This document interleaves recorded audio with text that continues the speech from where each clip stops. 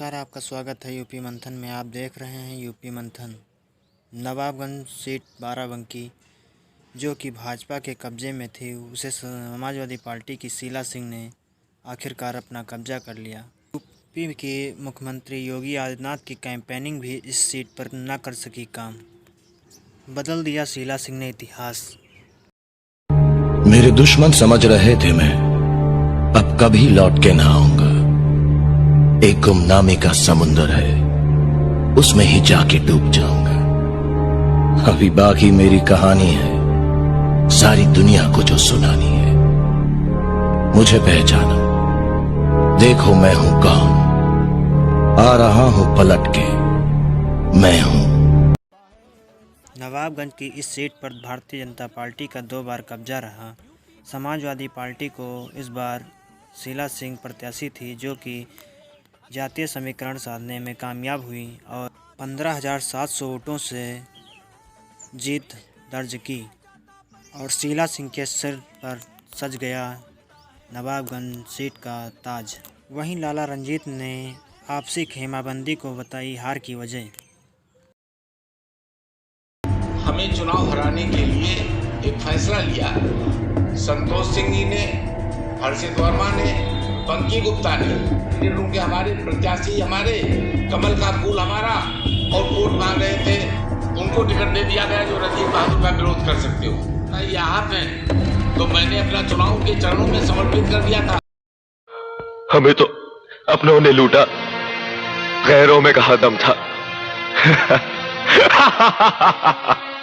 हमें तो अपनों ने लूटा, गैरों में कहाँ दम था। मेरी किश्ती थी डूबी वहां जहां पानी कम था। अपनों ने दिया है धोखा, गैरों से शिकायत क्या। जब दोस्त ने खंजर मारा, दुश्मन की जरूरत क्या।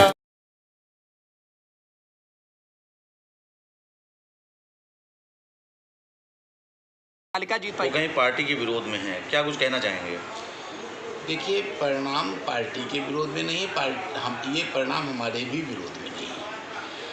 ये परिणाम जो आज आ रहा है हमारे सामने, ये सत्य अगर देखा जाए तो हमारे जो विरुद्ध टिकट मांग रहे थे, संतोष सिंह जी, पंकी गुप्ता जी, हर्षित वर्मा जी आदि आदि, इन लोगों ने संगठित प्रयास करके ये हमें चुनाव हराने के लिए एक फैसला लिया कि अगर रंजीत बहादुर की हैट्रिक लगती है तो चौथा चुनाव भी इन्हीं के हाथ में जाएगा। हम लोग क्या करेंगे? इस कारण से ये चुनाव इन लोगों ने हमको हरवाया है। अब मैं एक बात आपको बताना चाहता हूँ, जो सोशल मीडिया भी आपसे कह रहा है, ठाकुरों द्वारा पोस्ट डाली जा रही है कि ठाकुर को टिकट न देने का नतीजा है। वैश्य समाज में ये भ्रम फैलाया गया कि इनके रहते तो हम कभी चेयरमैन बन ही नहीं पाएंगे। वो थोड़ी सी हमदर्दी हुई, कुछ ने वोट दिया, कुछ ने बाइकाट कर दिया, कुछ ने विरुद्ध भी दे दिया। हर्षित वर्मा वर्मा नेता होने के बावजूद कहीं पर घर से नहीं निकले, केवल मंचों पर रहे।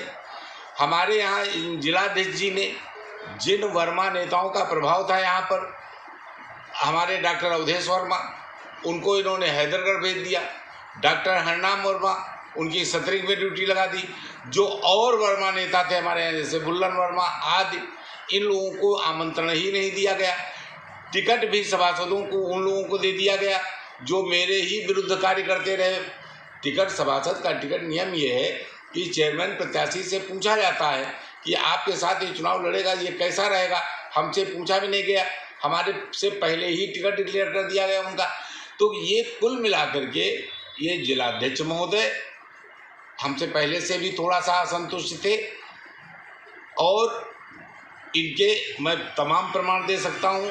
इन्होंने, संतोष सिंह जी ने, हर्षित वर्मा ने, पंकी गुप्ता ने, इन लोगों ने एक प्लान के तहत, अन्य भी हैं, मैं सबके नाम नहीं लेना चाहता हूँ, लेकिन इन लोगों ने एक प्लान के तहत, अब एक उदाहरण मैं दे रहा हूँ, अगर ठाकुर वोट 4,000 था 4,000 मेरे अगेंस्ट गया, किसको मिलना चाहिए था? हमको मिलना चाहिए था। वैश्य समाज का वोट 15,000 था, जितना पोल होता वो हमको मिलना चाहिए था। आप ये बताइए, ये वोट अगर हमको मिल गया होता, वर्मा वोट में हर्षित वर्मा कुछ प्रभाव डालते, ये लोग होते तो हमको सभासद हमारा सीधे सपा के कैंडिडेटों के, हमारे प्रत्याशी, हमारे कमल का फूल हमारा, और वोट मांग रहे थे आलोक वर्मा, सुरेंद्र सिंह वर्मा, और आलोक वर्मा की जिंदाबाद के नारे लगा रहा था। इनका खासम खा जिसको टिकाटी हड्डीगंज से अध्यक्ष जी दिलाना चाहते थे, साम्य ध्वजानंद को, जो पोलिंग में 90% जीता था, वो पोलिंग में हार करके आ रहा हूँ, उसको इन्होंने निर्दलीय लड़ने दिया, उस पर कोई कार्रवाई नहीं की। जिस भी व्यक्ति को जो मेरा विरोधी था, सबको प्रेफरेंस दिया गया, और मुझे ये चुनाव हमारी ना तो जनता ने हराया है, ना हम पार्टी की वजह से हारे, ना हमारी पार्टी हारी है। ये कमल के फूल को इन 4-5 घृणित चेहरों ने, ये 4-5 पार्टी विरोधी चेहरों ने, जिनको पार्टी से नहीं अपने स्वार्थ से लेना देना है, ये पार्टी में इनको क्या सम्मान नहीं दिया गया।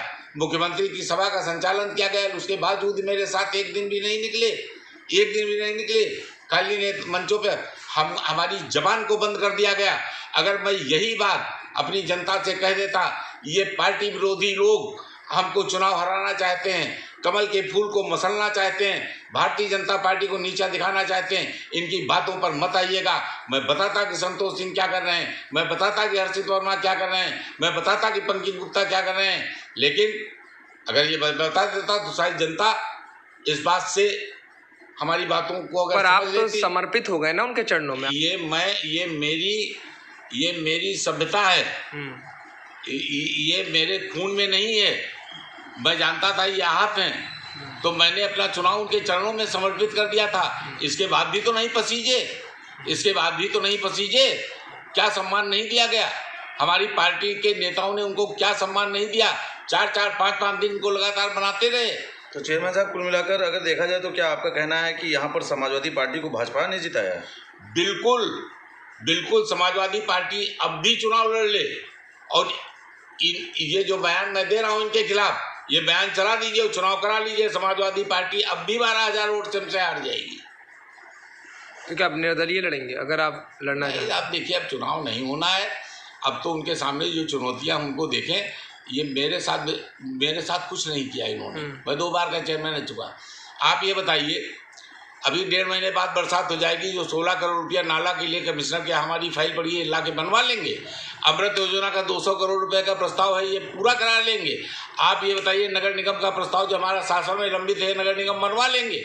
आप ये बताइए कि ये तमाम योजनाएं जो हमारी चल रही हैं, तमाम पैसे जो कुछ भी है, क्या ये सुरेंद्र वर्मा की कराने की कुव्वत है? नहीं है। इन्होंने हमारे नगर के भविष्य को रौंद डाला, हमारे नगर के विकास को रौंद डाला। ये खिलती हुई कली थी, उसको मसल करके रख दिया इन नेताओं ने। मैं इनके खिलाफ पार्टी के शीर्ष स्तर तक जाऊंगा, क्योंकि अगर इस तरह की अगर ये लोग पलते रहे इस पार्टी के अंदर, और ये गुटबाजी अगर पनपती रही, तो ये 24 का चुनाव खा जाएंगे। अच्छा चेयरमैन साहब, ये जो त्रुटियां आप बता रहे हैं, जो विसंगतियां हुई हैं, ये अगर आप चूँकि बीजेपी के वरिष्ठ नेताओं में गिने जाते हैं, काफ़ी दिन से समर्पित कार्यकर्ता के तौर पर, सिर्फ नवाबगंज में ऐसा कुछ हुआ है या पूरे जनपद में ऐसा कुछ दृश्य देखने को मिले हैं? देखिए, ये जिलाध्यक्ष की मनमानी आज पूरे जनपद में दिखाई पड़ रही है। टिकट का वितरण सही नहीं हुआ। आज कितने सभासद जीते हो? केवल हमको हराने की साजिश की गई।